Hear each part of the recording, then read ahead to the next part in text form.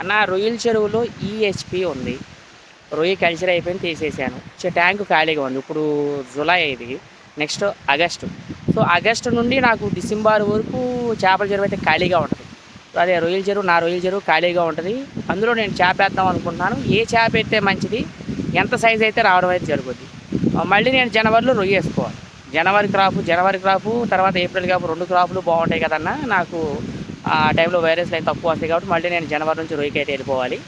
ఇప్పుడు ఆగస్ట్ నుంచి డిసెంబర్ వరకు ట్యాంక్ ఖాళీ ఉంటుంది. సుమారు 5 నెలలు ఖాళీ ఉంటుంది. ఈ 5 నెలల్లో మనం ఏ చేప వేసుకుంటే మంచిది? మీరు ఏ చేప అయినా వేసుకోవచ్చు.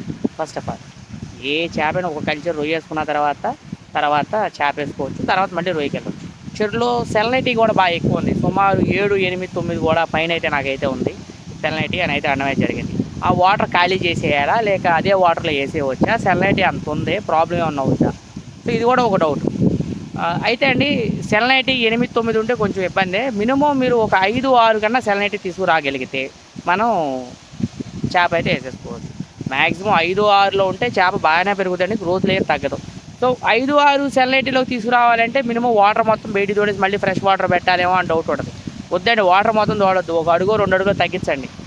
1 అడుగు 2 అడుగులో తగ్గించామనుకోండి, ఈలోపు మళ్ళీ వర్షాకాలం సీజన్ టైం. సో వర్షాకాలంలో ఏంటంటే మీకు సెలనైటీ ఉన్నా సరే తగ్గిపోద్ది, ఎక్కువ ఉండదు. ఒకసారి మీరు వాటర్ ల్యాబ్కి తీసుకెళ్ళండి. కంటిన్యూ సెలనైటీ ఉండే లెక్క అయితే ఇబ్బంది.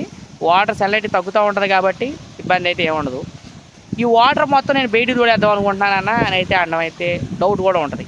ఆ వాటర్ మొత్తం మీరు బయటికి తోడొద్దండి అసలు. ఎందుకంటే రొయ్యల చెరువు ట్యాంక్లో వాటర్ అనేది మనకి ఏముంటాయి, ప్రోబయోటిక్స్, మినరల్స్ వారం కంటిన్యూగా మనం ఇస్తాం. అలాగే దాన్ని వేసిన రెట్ట, రొయ్య ఎరిగిన రెట్ట, అలాగే మేత వేస్ట్ 100% మీరు ఇచ్చేది కూడా హై క్వాలిటీ ఫీడ్ అయితే వాడతారు మ్యాక్సిమం. సో ఇంత క్వాలిటీ మేతలు మీరు వేసినప్పుడు 100% మేతలు వేస్టేజ్ ఉంటుంది. 100% వేస్ట్ అవ్వద్దు, అందులో గ్యారెంటెడ్, నో డౌట్. మనం ఎంత కరెక్ట్గా వేసినా సరే, చెట్టు అయ్యి పెట్టుకుని ఎంత చెక్ చేసి వేసుకున్నా సరే మేత వేస్ట్ అవ్వదు. సో ఇంత బలమైన నీరు మళ్ళీ మనకు దొరకాలంటే చాలా కష్టం. సో మనకున్న టైం 5 నెలలు. ఈ 5 నెలల్లో మనం కంపల్సరీగా కల్చర్ తీయాలంటే మనం ఏం వేయాలి? కేజీలు చేద్దామంటే 5 నెలలు టైం సరిపోదు. తెల్ల చేప ఎంత పాత పిల్ల వేసినా 5 నెలల్లో మనకి కేజీలు రావు. ఇది మాత్రం వాస్తవం. అందుకే మీరు 0 పాయింట్ సైజుకి వెళ్ళిపోండి. 0 పాయింట్ సైజ్ అంటే మనకి పావు కేజీ 300 ఈ సైజు వచ్చేస్తుంది. మీకు 5 నెలలు టైం ఉంది. 100%, 4 నెలలు 5 నెలలు ఖచ్చితంగా వచ్చేస్తుంది. ఈ 4-5 నెలల్లో మీరు చెరువుని బలాన్ని తయారు చేయండి.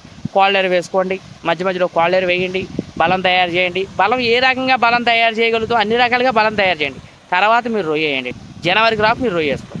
జనవరి క్రాప్ వరకు ఇది వేసుకోండి. నెంబర్ 1గా సెట్ అవుతుంది, అందులో ఇబ్బంది ఉండదు.